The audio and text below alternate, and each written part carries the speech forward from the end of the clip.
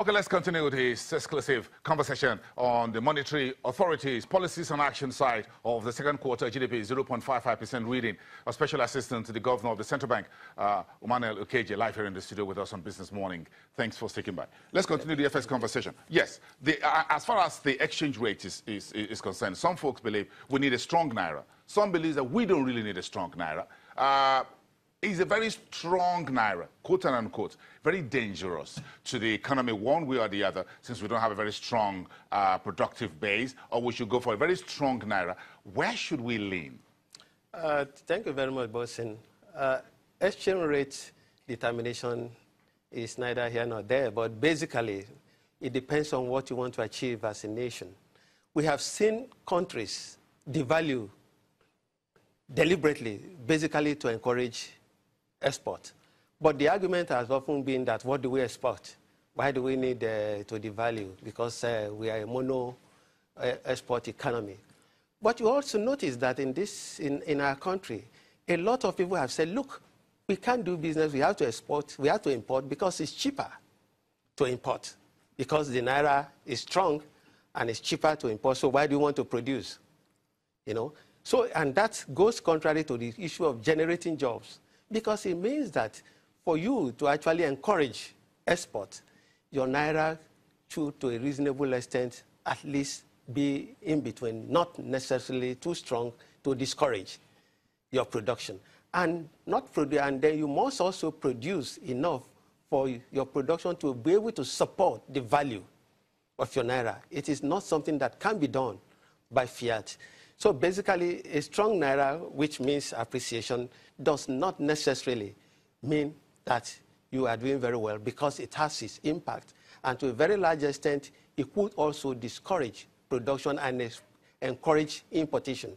And that could turn around to also haunt us later, in which case you see a situation where the naira becomes so strong that maybe 100 naira to the dollar, and then of course you need to earn the dollar to be able to meet that demand. So it is a situation that has to be determined by the productive capacity of the economy. So productive capacity of the country is a determining factor as to how strong or how a little bit weak. With your domestic base, yes, it is very, very critical, because you have to earn. Mind you, we don't manufacture, we don't print dollars. You have to earn the dollars.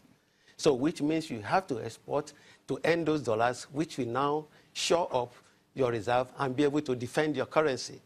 One of a number of areas in which the central bank has been criticized. I'm going to stick on the side of those who criticize you a lot more than those who praise you. My apologies for that. But again, that's my job. The central bank has been said to have intervened in a number of sectors significantly in the last 2 years. Agriculture, aviation, textiles, and I'm trying to remember the fourth one. But so that's about the fourth one. So the four areas. So let's start with agriculture. And the Anchor Borrowers Program seems to be something you beat your chest at, as far as the central bank was concerned, about the Anchor Borrowers Program to start with. And I'm seeing on this chart, or on this table, sorry, that about 45 billion has been released between 2015 and 2017 through the Anchor Borrowers Program. Talk us through this Anchor Borrowers Program and what's been done. Yeah, basically, the central bank, in collaboration with the Ministry of Agriculture, actually embarked on the Anchor Borrowers Program with the aim of actually increasing productivity and production of that sector. And a lot of people have often come up with the idea that, look, a major constraint has been issue of finance.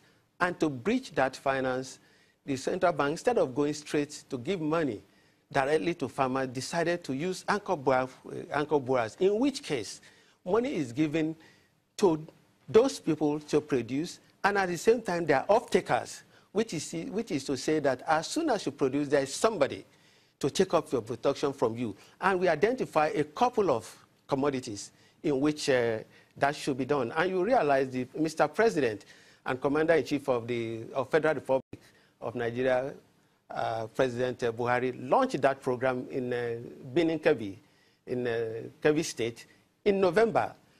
And the impact of that program is being felt. Because if you look at the import figure of those commodities in which we have actually put in the money, you begin to see that Nigeria, who used to be a major importer of rice from Thailand, has suddenly become gradually moving towards self-sufficiency to the extent that the production of rice in Thailand has fallen by more than 75% since we started this program. That is to say that actually those productions were being sent to Nigeria, and now there's no demand for it. And it's a gradual process. Rice production takes just between 3 and 4 months. And we begin to see a situation that going forward, Nigeria looks forward to being self-sufficient in rice production, and that impact is being felt. So some of our viewers are reacting to this interview, and a direct question from Atim Daniel, and he says, please, Central Bank, why has no single farmer in Bayelsa benefited from this Anchors Borrowers program? A question to you, Mr. Okeje. Thank you, viewer.